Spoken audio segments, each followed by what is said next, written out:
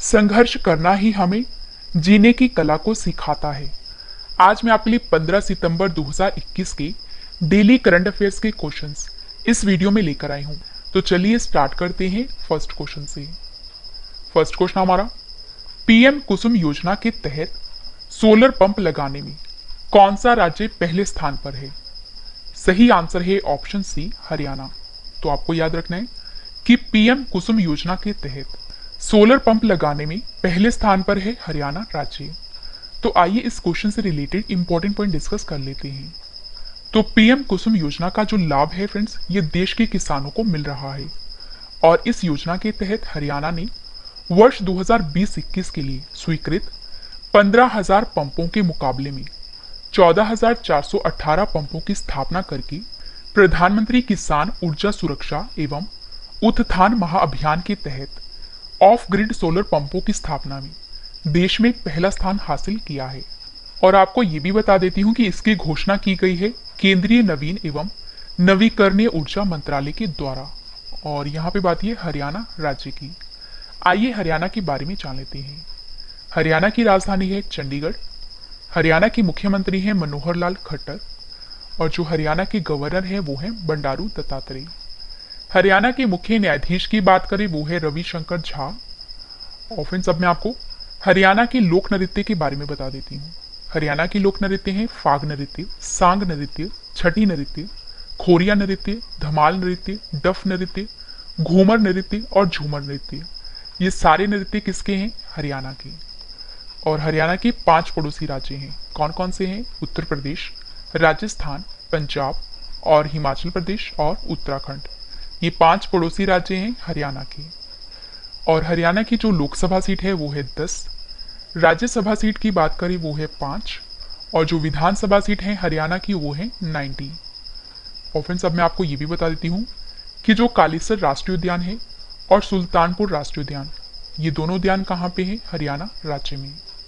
और फ्रेंड्स अगर आपसे एग्जाम में पूछा जाता है कि हरियाणा में कहाँ महाभारत का युद्ध लड़ा गया था, तो ये लड़ा गया था कुरुक्षेत्र में। और हरियाणा के किस शहर को भारत का मिलेनियम शहर कहा जाता है? तो ये कहा जाता है गुरुग्राम शहर को।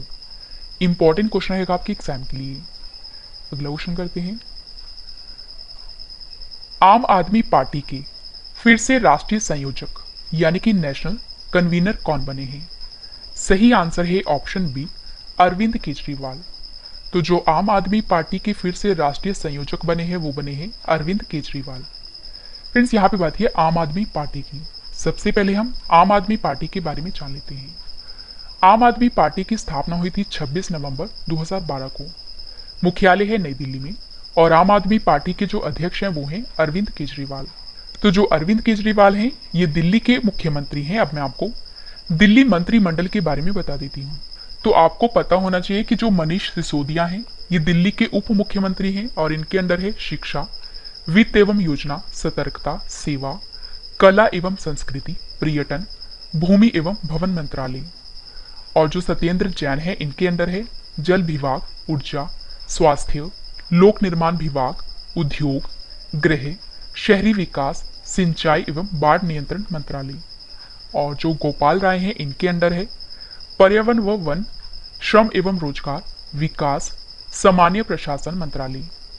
और जो कैलाश गहलोत हैं इनके अंडर है परिवहन, कानून, प्रशासनिक सुधार, सूचना प्रौद्योगिकी और राजस्व मंत्रालय। और जो फ्रेंड्स राजेंद्र पाल गौतम है इनके अंडर है गुरुद्वारा चुनाव, समाज कल्याण, सहकारिता, SC/ST, महिला व बाल विकास मंत्रालय। और जो इमरान हुसैन है इनके अंडर है खाद्य आपूर्ति चुनाव मंत्रालय। तो मैंने फ्रेंड्स आपको दिल्ली के मंत्रिमंडल के बारे में बता दिया। इंपॉर्टेंट क्वेश्चन रहेगा आपके एग्जाम के लिए। अगला क्वेश्चन करते हैं। हिंदी दिवस 2021 कब मनाया गया है? सही आंसर है ऑप्शन बी, 14 सितंबर को। तो 14 सितंबर को हिंदी दिवस मनाया जाता है। सबसे पहले तो जान लेते हैं कि जो हिंदी दिवस है ये क्यों मनाया जाता है। फ्रेंड्स आपको बता देती हूँ कि 14 सितंबर 1949 को संविधान सभा ने एक मत से निर्णय लिया था। वो ये था कि जो हिंदी भाषा है ये भारत की राजभाषा होगी और प्रधानमंत्री जवाहरलाल नेहरू ने इस दिन को हर साल 14 सितंबर को हिंदी दिवस के रूप में मनाए जाने का फैसला किया था। और आपको ये भी पता होना चाहिए कि जो पहला हिंदी दिवस मनाया गया था, ये मनाया गया था 14 सितंबर 1953 को। और एक और इम्पॉर्टेंट पॉइंट है इस क्वेश्चन का कि सन 1949 में 14 सितंबर के दिन ही हिंदी भाषा को राजभाषा का दर्जा दिया गया था, और जिसके बाद से अब तक हर साल जो है यह दिन मनाया जाता है हिंदी दिवस के तौर पर। और इस दिन को महत्व के साथ याद रखना इसलिए भी जरूरी है क्योंकि अंग्रेजों से आजाद होने के बाद यह देशवासियों की स्वाधीनता की एक निशानी थी हिंदी भाषा। इंपॉर्टेंट क्वेश्चन आएगा आपके एग्जाम के लिए। और फ्रेंड्स, अब मैं आपको सितंबर महीने के पिछले टॉप 5 दिवस बता देती हूँ। सबसे पहले है अंतर्राष्ट्रीय साक्षरता दिवस, ये मनाया गया है 8 सितंबर को। नेक्स्ट है राष्ट्रीय वन्य जीव दिवस, ये मनाया गया है 4 सितंबर को। हिमालय दिवस मनाया गया है 9 सितंबर को। विश्व प्राथमिक उपचार दिवस मनाया गया है 11 सितंबर को। और वर्ल्ड सुसाइड प्रिवेंशन डे मनाया गया है 10 सितंबर को। अगला क्वेश्चन हमारा, भारत की स्पेस एजेंसी जिसका नाम है इसरो के साथ समझौता करने वाली पहली निजी कंपनी कौन सी बनी है? सही आंसर है option A Skyroot Aerospace. तो भारत की स्पेस एजेंसी है जिसका नाम है इसरो के साथ जो समझौता करने वाली पहली निजी कंपनी बनी है वो बनी है स्काई रूट एरोस्पेस। तो आइए इस क्वेश्चन से रिलेटेड इंपॉर्टेंट पॉइंट डिस्कस कर लेते हैं। तो हैदराबाद में स्थित एक अंतरिक्ष प्रौद्योगिकी स्टार्टअप स्काई रूट एरोस्पेस जो है ये औपचारिक रूप से भारतीय अंतरिक्ष अनुसंधान संगठन यानी कि इसरो के साथ एक समझौते में प्रवेश करने वाली पहली निजी कंपनी बन गई है। और जो स्काई रूट एरोस्पेस है ये अपने रॉकेट की प्रणाली अथवा उप प्रणाली के विकास व परीक्षण में भारतीय अंतरिक्ष अनुसंधान संगठन की सुविधाओं व विशेषज्ञता का उपयोग कर सकती है। और इस समझौते के बाद कंपनी जो है ये वाली स्काई रूट एरोस्पेस ये कई परीक्षणों और इसरो की सुविधाओं का इस्तेमाल कर सकेगी। और फ्रेंड्स, यहाँ पे बात है इसरो की। आइए इसरो के बारे में जान लेते हैं। जैसे कि मैंने आपको बताया, जो इसरो है ये भारत की स्पेस एजेंसी का नाम है। इसरो का पूरा नाम है इंडियन स्पेस रिसर्च ऑर्गेनाइजेशन और हिंदी में कहा जाता है भारतीय अंतरिक्ष अनुसंधान संगठन। इसरो का जो मुख्यालय है वो है बेंगलुरु में, जो कि कर्नाटक राज्य में है। काफी बार एग्जाम में पूछा भी जा चुका है कि इसरो का मुख्यालय कहाँ पे है, तो आपको याद रखना है कि कर्नाटक के बेंगलुरु में है। और इसरो की स्थापना हुई थी 15 अगस्त 1969 को।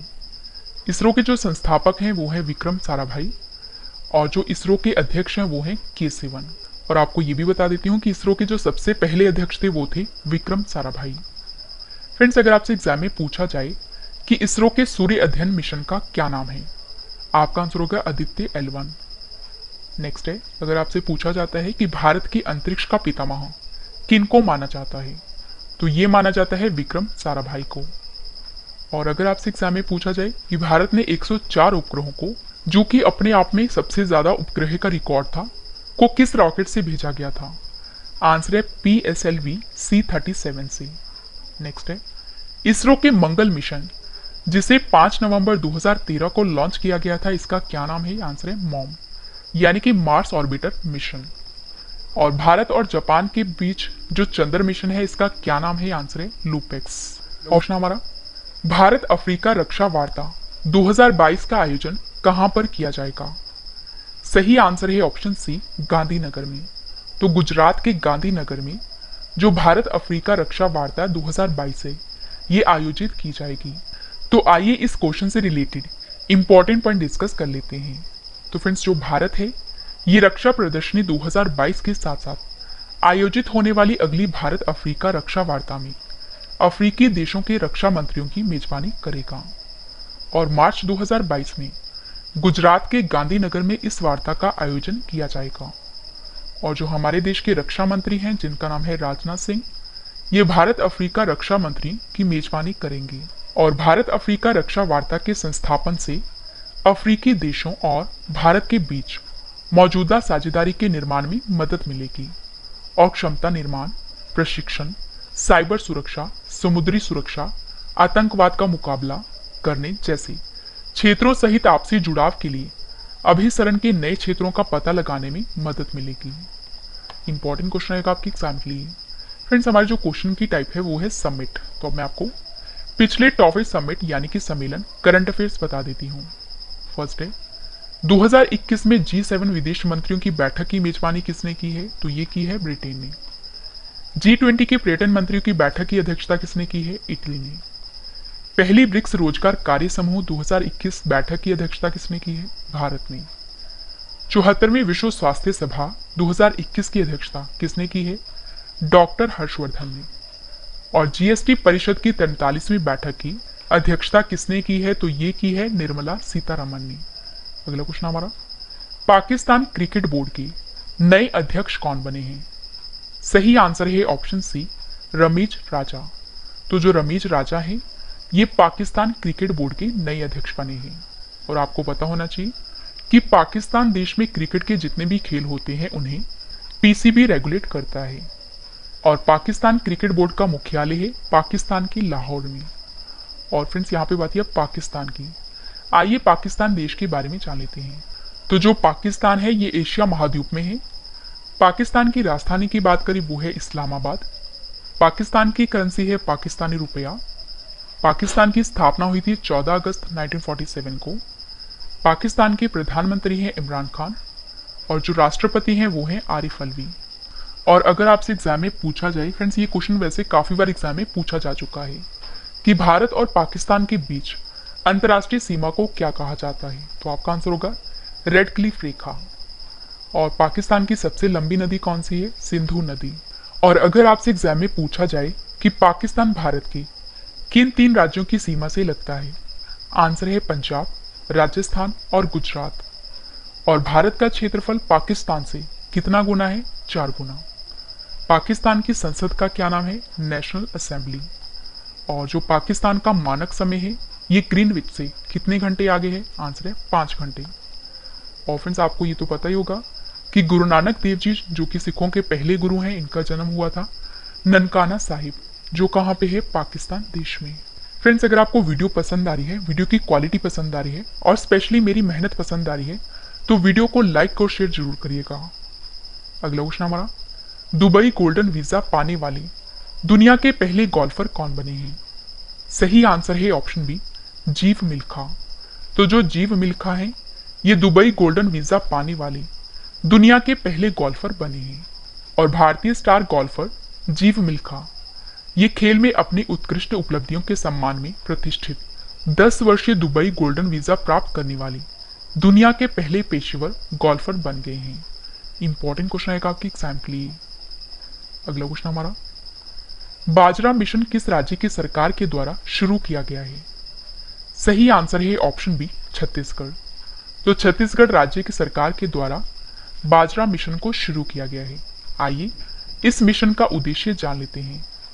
तो छत्तीसगढ़ के मुख्यमंत्री भूपेश बघेल ने बाजरा मिशन की शुरुआत की है। और इस मिशन का जो उद्देश्य रखा गया है वो है कि किसानों को छोटी अनाज फसलों के लिए उचित मूल्य दर प्रदान करना है। और बाजरा मिशन के तहत किसानों को अन्य महत्वपूर्ण लाभों में बाजरा के लिए इनपुट सहायता, खरीद व्यवस्था, फसलों के प्रसंस्करण में किसानों की सहायता करना और ये सुनिश्चित करना कि किसानों को विशेषज्ञों की विशेषज्ञता का लाभ मिल सके। और फ्रेंड्स अब मैं आपको छत्तीसगढ़ राज्य की टॉप 5 योजना बता देती हूँ जो कि 2021 में शुरू की गई है। फर्स्ट है मेहतारी दुलार योजना को शुरू किया है छत्तीसगढ़ में। कौशल्य मातृत्व योजना को शुरू किया गया है छत्तीसगढ़ में। हाफ बिजली बिल योजना को शुरू किया है छत्तीसगढ़ में। गोधन न्याय योजना को शुरू किया गया है छत्तीसगढ़ में। मुख्यमंत्री मितान योजना को शुरू किया गया है छत्तीसगढ़ राज्य में। अगला क्वेश्चन हमारा, गांधी स्मृति और दर्शन समिति के नए उपाध्यक्ष कौन बने हैं?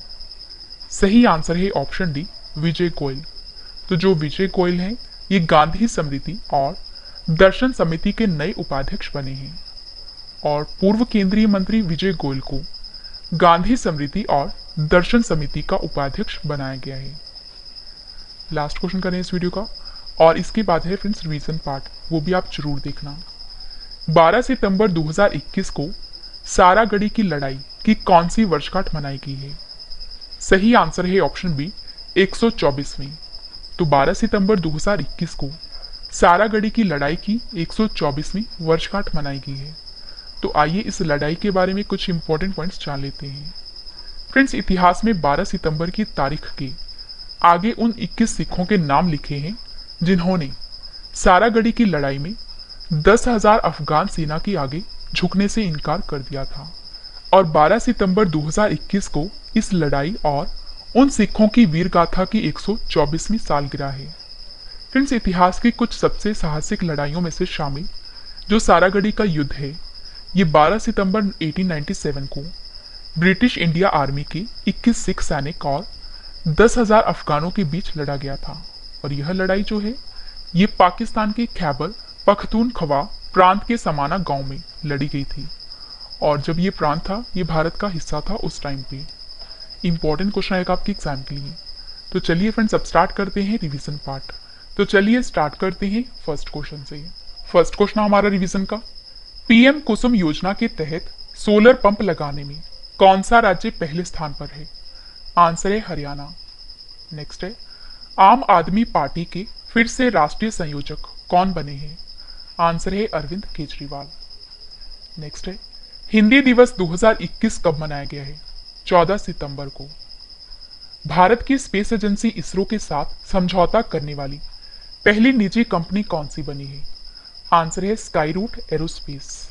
नेक्स्ट है, भारत अफ्रीका रक्षा वार्ता 2022 का आयोजन किस शहर में किया गया है? आंसर है गांधीनगर। अगला क्वेश्चन है रिवीजन का, पाकिस्तान क्रिकेट बोर्ड के नए अध्यक्ष कौन बने हैं? आंसर है रमेश राजा। नेक्स्ट है, दुबई गोल्डन वीजा पाने वाली दुनिया के पहले गोल्फर कौन बने हैं? आंसर है जीव मिल्खा। नेक्स्ट है, बाजरा मिशन किस राज्य की सरकार के द्वारा शुरू किया गया है? आंसर है छत्तीसगढ़। गांधी स्मृति और दर्शन समिति के नए उपाध्यक्ष कौन बने हैं? आंसर है विजय गोयल। लास्ट क्वेश्चन है रिवीजन का, 12 सितंबर 2021 को सारागढ़ी की लड़ाई की कौन सी वर्षगांठ मनाई गई है? आंसर है 124वीं। अब इस वीडियो का एक और बेहतरीन पार्ट है, वो है स्टैटिक जी के सेट। तो चलिए स्टार्ट करते हैं फर्स्ट क्वेश्चन से। फर्स्ट क्वेश्चन हमारा, केन नदी किसकी सहायक नदी है? आंसर है यमुना की। शेवराय पहाड़ियां कहां पर स्थित हैं? तमिलनाडु राज्य में। काफी बार एग्जाम में पूछा गया है। नेक्स्ट है, हिमालय पर्वत श्रृंखला किसका उदाहरण है? आंसर है वलित पर्वत का। कौन सा रक्त प्रोटीन प्लाज्मा में पानी की मात्रा को नियंत्रित करता है? आंसर है एल्बुमिन। नेक्स्ट है, सबसे ज्यादा जैव विविधता कहां पाई जाती है? उष्ण कटिबंधीय वर्षा वन में। नेक्स्ट है, किस प्रमुख प्रजातियों को दाचीगाम नेशनल पार्क में संरक्षित हैं और देखभाल किया जाता है? आंसर है हांगुल या कश्मीरी हिरन को। नेक्स्ट है, दाचीगाम नेशनल पार्क किस राज्य में स्थित है? जम्मू कश्मीर में। नेक्स्ट है, लोकसभा में प्रश्नों की स्वीकार्यता का फैसला कौन करता है? आंसर है लोकसभा के अध्यक्ष। नेक्स्ट क्वेश्चन हमारा, भारतीय संविधान के किस भाग में मौलिक कर्तव्यों का उल्लेख है? आंसर है भाग 4 क में। लास्ट क्वेश्चन है स्टैटिक जीके का, ऑन्कोजीन किससे संबंधित है? आंसर है कर्क रोग से। काफी बार एग्जाम में पूछा जा चुका है। तो हमारा डेली स्टैटिक जीके का सेट 144 कंप्लीट हुआ। और फ्रेंड्स, अब इस वीडियो का एक और बेहतरीन पार्ट है, वो है टेस्ट। मैंने आपको जो कल क्वेश्चंस करवाए थे आज उनका ऑनलाइन टेस्ट रखा है, जिसका आंसर आपने कमेंट करके देना है। तो चलिए स्टार्ट करते हैं टेस्ट, और टेस्ट के लिए आपको ऑल दी बेस्ट। पहला क्वेश्चन है हमारा टेस्ट का, इटालियन ग्रैंड प्रिक्स 2021 का खिताब किसने जीता है? 4 ऑप्शंस आपके पास, आंसर आपने कमेंट करके बताना है। सही आंसर है ऑप्शन ए, डैनियल रिचार्डो ने। नेक्स्ट है, अजीज अखनौच किस देश के नए प्रधानमंत्री बने हैं? सही आंसर है ऑप्शन ए, मोरक्को। नेक्स्ट है, फ्लोरेंस नाइटिंगेल अवार्ड 2021 से किससे सम्मानित किया जाएगा? सही आंसर है ऑप्शन सी, भानुमति घीवला को। नेक्स्ट है, विश्व प्राथमिक उपचार दिवस 2021 कब मनाया गया है? सही आंसर है ऑप्शन ए, 11 सितंबर को। यूएस ओपन 2021 में पुरुष एकल का खिताब किसने जीता है? सही आंसर है ऑप्शन बी, डैनियल मेदवेदेव ने। भारत की सबसे बड़ी ओपन एयर फर्नरी किस राज्य में खोली गई है? सही आंसर है option B, Uttarakhand. US Open tennis tournament में महिला एकल का खिताब किसने जीता है? सही आंसर है ऑप्शन सी, एम्मा राडुकानो ने। वेब सेवा प्रदाता याहू के नए सीईओ कौन बने हैं? सही आंसर है ऑप्शन बी, जिम लेजॉन। अब Bangladesh war commentary 1971 radio dispatches book को किसने लिखा है? सही आंसर है ऑप्शन सी, यूएल बरुआ ने। लास्ट क्वेश्चन है टेस्ट का।